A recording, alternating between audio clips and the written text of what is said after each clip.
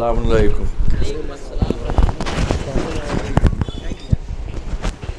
ये जैसे हमारे मौलाना रज़ा हुसैन साहब ने फरमाया कि यूपी शिया सेंट्रल वक्फ बोर्ड में किसी तरह की कोई कार्रवाई बदले की भावना से नहीं की जा रही है लेकिन उसमें एक चीज़ मैं ये जोड़ के ज़रूर कहना चाहूँगा कि एक जो पॉलिसी हम लोगों ने अपनाई है वो ये है कि वफ़ अलल औलाद जो थे हमारे औकाफ़, उसमें जिनके हक़ उनसे ले लिए गए थे ख़ानदानों के, उनको बेशक वापस किए जा रहे हैं। शुरू दिन से ये काम शुरू हो गया है, इसका आगाज़ हो गया है। और वफ़ अलल खैर में जो लोग दसियों साल से चिपके बैठे थे और उसके चलते उनके अंदर एक सेंस ऑफ ओनरशिप डेवलप हो गया था कि औकाफ़ की ज़मीन को वो अपनी विरासत समझने लगे थे, वो अपनी ज़ाती ज़मीन, अपनी ज़ाती जायदाद समझने लगे थे और उसी जो है फ़िक्र के तहत उसके रिलेटेड फ़ैसले ले रहे थे कि जैसे अपने दोस्तों में समझ में आया तो एक बड़ा हिस्सा बहुत कम रसीद काट के ज़मीन का दे दिया। कोई वाकई ज़रूरतमंद कारोबारी कौम का आया तो उससे कहा कि इतने पैसे अलग से दो तो दी जाएगी। अपने साथ वालों को जो फ़ायदा पहुंचा रहे थे, बड़ी बड़ी ज़मीनें लखनऊ में ही, बाकी बाहर की बातें मैं क्या करूं कि क्योंकि आप लोग लखनऊ के मोमिनीन यहाँ तशरीफ़ फरमा है, तो बड़े बड़े औकाफ़ों में अपने आसपास वालों को बड़ी बड़ी जायदादें दे दी गई जिनकी हमारे यहाँ वक्फ बोर्ड में फ़ाइलों में न रसीदें हैं, न लीज़ एग्रीमेंट हैं, न रेंट एग्रीमेंट हैं, ना किसी तरह की कोई लिखा पढ़ी है। बस उनसे कह दिया गया कि जाओ जाके ज़मीन पे कब्ज़ा कर लो, चौहद्दी खिंचा लो, टीन डाल लो, स्लैब डाल लो और अपने बाप की जागीर की तरह उसको इस्तेमाल करो और न वक्फ में 1 रुपया दो, न वक्फ बोर्ड को 1 रुपया दो, जो देना है हमारे घर पे हमको दो। और यही वजह रही कि जो लोग वक्फ बोर्ड में इतने सालों से काबिज रहे, इनके जैसे लोगों ने चुप रह के या वक्त बेवक्त उनको पैसे पहुंचा के बातिल को तक़वियत पहुंचाई, उसको मजबूत किया कि हम तुम्हारे साथ हैं। और उसके एवज़ में जैसे कि आप सब जानते हैं कि जंग करबला में पिसरे साथ से इमाम ने पूछा कि तुम क्यों मेरे खून में शामिल होना चाहते हो? तुम्हारा बाप साहिब रसूल था, तुम हमारी अज़मत से वाकिफ़ हो, तुम हमारे मोजिज़ात से वाकिफ़ हो, तुम हमारे मर्तबे से वाकिफ़ हो, तो तुम क्यों बातिल का साथ देने आ गए हो यहाँ? ऐसा नहीं कि इमाम जानते थे कि वो साथ नहीं देगा तो कोई दूसरा देगा, लेकिन वो हुज्जत तमाम कर रहे थे। तो उसने कहा कि मौला यजीद हमें जो है रे की हुकूमत से नवाजेगा, इब्न ज़ियाद ने वायदा किया है, उसके बाद फरमान रखा हुआ है। उसने रे की हुकूमत के एवज़ में इमाम के अजीम जो है उसका खून बहाया, जहन्नुम का कुंदा बना। आज 1400 साल हो गए, आगे भी आने वाली ता क़यामत तक उसके नाम पे लानतें पड़ी जाएंगी। इमाम ने, अइम्मा ने उनके ऊपर लानतें पड़ी। तो ये हुआ माले दुनिया के एवज़ में। उसने कहा कि हमें हुकूमत मिलेगी, जो कि उसको नहीं मिली। तो यहाँ भी आखिरी दौर में जब इलेक्शन का दौर था तो हम लोग कह रहे थे भाई मुर्तद का साथ ना दो, अब तो कोई ज़ाती लड़ाई का भी प्रोपेगेंडा नहीं बचा, अब तो तुम्हारे पास बहाना है कि वो कुरान का मुनकिर हो गया है, वो मुशरिक हो गया है, वो तो अब तुम्हारा हम मज़हब भी नहीं रहा और रसूल खुदा सल्लल्लाहु अलैहि वसल्लम की शान में गुस्ताखी कर रहा है, अब तो साथ ना दो। लेकिन इन सब लोगों ने, आपको मैं बताऊं कि वो फाइलें इन वोटरों की सब हमारे वक्फ बोर्ड में दफ्तर में रखी हैं। इन्होंने तौलियतों के एवज़ में 5-5 साल की, जबकि तौलियतें पहले 10-10 साल की बांटी गई थी। लेकिन जब उसको किसी ने बताया कि क़ानून जो है 10 साल का नहीं है, तो उस एक ही आदेश में उन तौलियतों को 5 साल का किया गया। इरादा तो 10-10 साल की तौलियतों का था। तो वोट के एवज़ में चुनाव जितवाने के एवज में वक्फ बोर्ड का इन सबों ने तौलियतें ली। उसमें जो लोग हैं, मैं ये ऐलान कर रहा हूँ इस प्लेटफॉर्म से कि चाहे पूरे हिंदुस्तान से और चाहे इंटरनेशनल उनके लिए सिफारिश आ जाए, जिन लोगों ने चुप रह के मुर्तद का साथ दिया है, जिन लोगों ने वोट दे के मुर्तद का साथ दिया है, उनके खिलाफ रिमूवल की कार्रवाई तो आप समझ लिए कि बहुत छोटी चीज़ है। इंशाअल्लाह जितनी भी जोर होगा, उन्होंने जिस तरह से उन औकाफों में लूट मचाई, मनमर्जी की, उनकी ज़मीनों को तहस नहस किया, उनको इंशाअल्लाह जेल भिजवाने का काम किया जाएगा। कोई भी इस मुबावे में ना रहे कि ये सोच के कि अब तो हमारी दाल नहीं गलनी, अपनी बी टीम को हमारे यहाँ दफ्तर में भेजा जा रहा है ये दिखा के कि अब उनको पता है कि चेयरमैन से किसी तरह की सेटिंग नहीं हो पाएगी, हमको तो अब बनाया नहीं जाना है, तो अपनी बी टीमें भेजी जा रही हैं। तो आप ये समझ लिए कि यहाँ अल्लाह ने अल्हम्दुलिल्लाह अक्ल व शऊर दिया है। हमारे उन सबके भी चेहरे हमारे आँखों के सामने वाज़े हैं, उनकी भी तफ्तीश और हर तरह की तस्दीक हमने करा ली है। इंशाअल्लाह उनके आसपास वालों को भी औकाफ में कहीं पे एंट्री नहीं दी जाएगी। बड़ी बड़ी ज़मीनें मैं लाम नहीं लेना चाहता, आप लोगों के सामने इंशाअल्लाह खुद सामने आ जाएगा। इंशाअल्लाह हम वक्फ बोर्ड के ज़रिए जो वक्फ की आमदनी को उन्होंने नुकसान पहुँचाया है, जो वक्फ के औकाफ की वक्फ बोर्ड की आमदनी को उन्होंने नुकसान पहुँचाया है, बड़ी बड़ी ज़मीनें लेके 50-50, 100-100 रुपए की रसीदों पे 10-20 साल से काबिज़ रहे हैं, हम इंशाअल्लाह उनके खिलाफ वक्फ अधिनियम के तहत उनकी आरसी तक के कटवाएंगे और अखबारों में उनके नाम तक के शाया करेंगे कि ये जो शुरफा बने आप लोगों के बीच टहल लेते, ये करोड़ों अरबों रुपए की वक्फ की ज़मीनों पे काबिज़ हैं और आज हमने इनके खिलाफ कार्रवाई करते हुए जितना मार्केट रेट से किराया था इनसे वसूलने के लिए इनके घर, इनकी दुकानें, इनकी गाड़ियां, इनकी जायदादें अटैच करा देंगे। इंशाअल्लाह वक्फ बोर्ड में किसी भी तरह की कोई रियायत नहीं दी जाएगी, किसी भी तरह की कोई किसी की सिफारिश नहीं चलेगी। इंशाअल्लाह काम वक्फ एक्ट के हिसाब से, कानून के हिसाब से होगा। ये बात आप लोग बिल्कुल इत्मीनान में रहिए। किसी भी तरह के वक्फ अलल औलाद में जो हकदार नहीं है उन्हें मुतवल्ली नहीं बनाया जाएगा। और वक्फ अलल खैर में जो लोग चुपके बैठे हुए हैं उनसे मेरी गुजारिश है इस प्लेटफॉर्म से आप मोमिनीनों के सामने कि चुपचाप बाइज्जत अपने इस्तीफे मौलाना कल्बे जवाद साहब की खिदमत में, वक्फ बोर्ड की खिदमत में पहुंचा दें। अब सेवा समाप्त हो गई है, अब सेवा समाप्त हो गई है। ये बहाना ना करें कि क्योंकि बोर्ड ने हमारे खिलाफ कार्रवाई की, क्योंकि बोर्ड ने हमें चोर बताया, क्योंकि बोर्ड ने हमें डकैत बताया, इसलिए हम वक्फ बोर्ड के अपने हटाए जाने के फैसले के खिलाफ हाई कोर्ट चले गए। आपको कोई अधिकार नहीं बनता है, आप वक्फ अलल खैर के मुतवल्ली हैं, आपके बाप की जागीर नहीं है, ये कोई बहाना नहीं चलेगा। मैंने अपने सारे आसपास वालों से भी ये बता दिया है कि ये मैं ऐलान कर रहा हूं कि जो लोग वक्फ अलल खैर में मुतवल्ली बने बैठे हैं 10 सालों से, अब वो इस्तीफे दे के नए लोगों को आगे आने का मौका दें। आप लोग अगर ज़ियारत पे गए होंगे, नहीं गए तो इंशाअल्लाह अल्लाह आप लोगों को ज़ियारत ईरान, इराक, सीरिया, करबला की नसीब फरमाए। इमाम रज़ा अलैहिस्सलाम के रोज़े में झाड़ू देने के लिए लोगों की जो फेरिस्त है वो हज़ारों लाखों की तादाद में, बड़े बड़े लोग इस दुनिया में जिनके पास माल दौलत है, अल्लाह ने इज्जत से नवाजा है, वो वहाँ झाड़ू देने के लिए अपना नाम लिखवाए हुए हैं और जब लिस्ट के हिसाब से उनका नाम आता है तब उनको वहाँ झाड़ू देने के लिए बुलाया जाता है इमाम की खिदमत के लिए। तो मैं ये चाहता हूँ कि औकाफ की खिदमत के लिए भी इसी तरह से लोगों को, अब मैंने ये मान लिया वो चोर नहीं है, मैं आप लोगों के सामने कह रहा हूँ वो चोर नहीं है, लेकिन वो वहाँ चिपके ना रहें, अब वो दूसरों को मौका दें, मस्जिद इमाम बारगाहों में खिदमत का दूसरों को मौका दें। हम रोटेशन पॉलिसी चलाएंगे, अब दूसरों को मौका मिले, दूसरे जो खिदमत करना चाहते हैं उनको मौका मिले, फिर उसके बाद और लोगों को मौका मिले। हमारी इमाम बारगाहों में, मस्जिदों में, करबलाओं में हर आदमी को खिदमत का मौका मिलना चाहिए।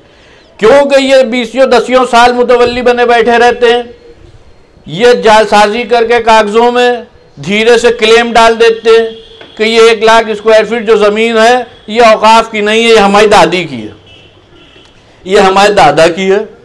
जबकि आप समझ लिए कि उनके मुतवल्ली बनने से पहले हालात क्या थे और मुतवल्ली बनने के बाद के हालात क्या हैं। जो अगर कौम में एक्टिव लोग हैं तो वो नाम से हर आदमी को जानते हैं, मुझे किसी का नाम लेने की ज़रूरत नहीं है। तो मैं ये ऐलान करना चाहता हूँ कि चुपचाप सेवा समाप्त करें, वह बोर्ड में अपना इस्तीफ़ा दें, नए लोगों की इंशाल्लाह कमेटी बनाई जाएगी। किसी एक आदमी के हाथ में पावर नहीं होगी, कमेटी के हाथ में पावर होगी कि वो वक्फ हित में औकाफ के सिलसिले में फैसला लेगी और सर्वसम्मति से सारे फैसले होंगे। अगर कहीं पर डेवलपमेंट का काम होना है, बोर्ड वक्फ की आमदनी हमा एक्ट कहता है, CWC कहता है, वक्फ विकास निगम कहता है कि वह औकाफ की आमदनी बढ़ाई जाए। बहुत बड़ा मसला ये हमारे सामने है, हमारे क्या एम्प्लॉयज़ नहीं है, उनकी सैलरी नहीं जा पा रही है। हम हर डिस्ट्रिक्ट में, इतने बड़े प्रदेश में औकाफ की जो ज़मीनें अरबों रुपए की छितरी पड़ी हैं, उनकी देखभाल के लिए वहाँ पे अपने इंस्पेक्टर ऑडिटर नहीं भेज पा रहे हैं, क्योंकि दफ्तर का ही काम इतना ज़्यादा है कि किसी को ग्राउंड पे भेजा ही नहीं जा सकता। मैंने खुद अपने ज़ाती खर्चे से कामों के लिए वहाँ पे पर्सनल स्टाफ लगाया है, क्योंकि अभी हमारे यहाँ सफाई अभियान चल रहा है, तो सफाई अभियान के लिए स्टाफ की ज़रूरत ज़्यादा है। जो हमारे यहाँ सफाई अभियान चल रहा है, ये बड़े बड़े काकरोच और मगरमच्छ वक्फ माफियाओं, लैंड माफियाओं के खिलाफ जो अभियान चल रहा है, उसमें लोगों की ज़रूरत ज़्यादा है। लेकिन मेरी भी आप समझ लिए कि इस्तिताअत जो है मेरे ख्याल में 2-4-6 महीने में ख़त्म होने वाली है। मैं बहुत दिन प्राइवेट स्टाफ नहीं अपना एम्प्लॉय कर पाऊँगा अपनी पॉकेट से। ये मैंने सिर्फ सफाई अभियान के चलते किया। मैंने सरकार से भी रिप्रेजेंटेशन दिया है कि हमारे एम्प्लॉयज़ की परमानेंट सैलरी की जाए, हमारे क्या नए लोगों की भर्ती की जाए, हमारे बोर्ड की स्ट्रेंथ बढ़ाई जाए, क्योंकि हमारे औकाफ की देखरेख नहीं हो पा रही। मेरे हाथ बंधे हुए हैं कई मामला में। मैं क्या कर सकता हूं उसमें जब मेरे पास लोग ही नहीं है, जब मेरे पास लोग ही नहीं है। मैंने 37 के रजिस्टर जो हमारे मेन रिकॉर्ड हैं उसकी कॉपी करने के लिए जो बोसीदा हो चुके हैं, जो हमारी कौम की मीरास है, अरबों रुपए की जायदादों का लेखा जोखा उन रजिस्टरों में, जिसमें से माजी में पन्ने फाड़ दिए गए अरबों अरबों रुपए की जायदादों के। मैं उनको कॉपी करा रहा हूँ, उनकी स्कैनिंग का काम करा रहा हूँ। उसके लिए मैंने अपने ज़ाती स्टाफ लगा रखा है वहाँ पे, जिसको घर मैंने प्रोवाइड यहाँ पे कराया है 2 कमरों का, जिसकी सैलरी मैं अपने पास से दे रहा हूँ। तो मेरी आवाम से ये रिक्वेस्ट है इस चीज़ के हवाले से कि कौम भी, क्योंकि ये उनकी मीरास है, इसमें सामने आए, मेरे क्या बोर्ड में आके देखें कि कौन सा काम किस तरह किया जा रहा है। बोर्ड को आवाम की, कौम की बहुत ज़रूरत है। सरकार में जब फाइल पास होगी तो भी आपको बताया जाएगा परमानेंट सैलरी स्ट्रक्चर की। अभी हालात ये हैं कि मैंने जैसे तैसे करके, मेरा अभी 2 महीना पूरा नहीं हुआ है बोर्ड में, लेकिन मैंने 2 महीने की सैलरी अल्हम्दुलिल्लाह बोर्ड के एम्प्लॉयज़ की बांट दी है। इसकी वजह ये रही है कि मुतालबा 1 नंबर से वक्फ बोर्ड के अकाउंट में लिया गया है, ना कि नगद चेयरमैन या मेंबरों ने लिया है। बोर्ड के अकाउंट में पैसा आया है, बोर्ड ने सैलरियां 2 बांट दी हैं, जो करीब PF VF मिला के 18-20 लाख रुपए की होती हैं। अभी 1 महीना नहीं हुआ है। और जब मैंने बोर्ड में चार्ज लिया था तो 2-3-4 लाख रुपए बोर्ड में, 2 लाख रुपए सैलरी मत में बोर्ड में पड़े हुए थे। बाकी जो गैर वेतन में आता है फंड, उसमें से क्योंकि फंड का समय पिछले ही मार्च में पूरा हो चुका था, वो CWC को लौटा दिया गया उनके रिक्वेस्ट के ऊपर। अब वो कल को गैर वेतन में और पैसा देते हैं नहीं देते हैं, उसको वेतन में खर्चा नहीं किया जा सकता है। जो मुतवल्ली इतने सालों से, जाहिर सी बात है कि नगद पैसा बोर्ड को दे रहे थे, तो वो 1 नंबर में मुतालबा बोर्ड को क्यों देते। इसलिए बोर्ड का वेतन के हेड में अकाउंट खाली पड़ा हुआ है। लेकिन अभी आप समझ लिए कि 1 महीने के अंदर हमने 2 महीने की सैलरी बांट दी। इसका रिजल्ट ये है कि बोर्ड में पैसा नगद नहीं लिया गया, उन मुतवल्लियों को डरा के, उनसे रिक्वेस्ट करके, उनसे पैसा बोर्ड के अकाउंट में लिया गया कि साहब आपके ऊपर मुतालबा बन रहा है, आप बोर्ड में पैसा दें। और बेशक वक्फ की प्रॉपर्टी डेवलप होनी चाहिए, जाहिर सी बात है, क्योंकि इस वक्त जिस तरह से लोग औकाफ में हमारे बड़े बड़े काबिज हैं, बैठे हुए हैं, उनसे ये उम्मीद ही नहीं जताई जा सकती कि वो वक्फ हित में कोई काम करेंगे। उनको तो सिर्फ काम ही आता है चोरी और बेईमानी का। इसलिए जब तक वक्फ में नई कमेटियां नहीं बन जाती, नए लोग, अच्छे लोग नहीं बना दिए जाते और उनके जरिए, क्योंकि वही हमारे वर्किंग हैंड बनेंगे, तब हम उनसे कहेंगे भाई तुम्हारे क्या औकाफ में क्या ज़मीन पड़ी हुई है। वो कहेंगे साहब हमारे क्या इतनी ज़मीन पड़ी हुई। हम कहेंगे एक प्रस्ताव लाओ, हम बोर्ड में उसको पास कराएंगे, हम सरकार में उसको पास कराएंगे, हम सरकार से भी उसके ऊपर एड लेके आएंगे, हम मोमिनीन से भी गुजारिश करेंगे कि भाई ये बच्चों के स्कूल का काम या मेडिकल जो है क्लिनिक का काम या छोटे से अस्पताल का काम या किसी तरह की टेक्निकल वर्कशॉप का काम, लोगों को छोटी छोटी स्किल्स समझाने का काम, हम सरकार से भी उसके अंदर योजनाओं को जोड़ेंगे और आवाम का भी पूरा सपोर्ट चाहेंगे। लेकिन इंशाल्लाह आप ये समझिए कि ये जो सफाई अभियान चल रहा है, ये जो अब कंस्ट्रक्टिव जो काम होगा, ये 6, 8, 10 महीने बाद इंशाल्लाह आपको दिखाई देने लगेगा, जब अच्छी जगह पे अच्छे लोग औकाफ की जगह पे बैठ जाएंगे। तो मेरी आखिरी में आप लोगों से ये गुजारिश है कि आप लोग खुद ये एक्सपेक्ट करें अगर कि हर चीज़ बहुत जल्दी हो जाएगी, तो मैंने आपके सामने परेशानियां रख दी। हमारे पास लैंड बैंक बहुत बड़ा है शिया वक्फ बोर्ड के पास, लेकिन उसको देखने के लिए अच्छे लोग नहीं हैं। हम चाहते हैं कि नए लोग वक्फ अल खैर में आगे आएँ, नई कमेटियां, नए जिम्मेदार आगे आएँ, पुराने लोगों का समय समाप्त किया जाए, नए लोगों को उसके अंदर लाया जाए जो नई एनर्जी के साथ नए कंस्ट्रक्टिव कामों की प्लान्स भी ला पाएँ और उनको किया जाए, औकाफ की आमदनी बढ़ाई जाए। क्योंकि जब आमदनी बढ़ेगी तो बोर्ड के पास मुतालबा ज़्यादा आएगा, जब मुतालबा ज़्यादा आएगा तो हम और एम्प्लॉयज़ रख पाएंगे, जब एम्प्लॉयज़ रख पाएंगे तो पूरे प्रदेश में छितरी हमारी जो जायदादें हम उनके ऊपर नज़र रख पाएंगे, हम उनकी मॉनिटरिंग कर पाएंगे। अब आप अगर आएंगे तो समझ लिए कि मैं वक्फ बोर्ड में किसी तरह की चेयरमैन की कोई सैलरी स्ट्रक्चर नहीं है, मेरा खुद का भी कारोबार है, लेकिन मैं उस कारोबार को सैटरडे और संडे के लिए बचा के रखता हूँ। और वक्फ बोर्ड में क्योंकि इस वक्त सफाई अभियान इतना ज़रूरी है कि मंडे से लेकर फ्राइडे तक के 8-8, 9-9 बजे तक के मैं बोर्ड में अपना वक्त दे के एम्प्लॉयज़ को लगा के, प्राइवेट लोगों को लगा के काम करा रहा हूँ।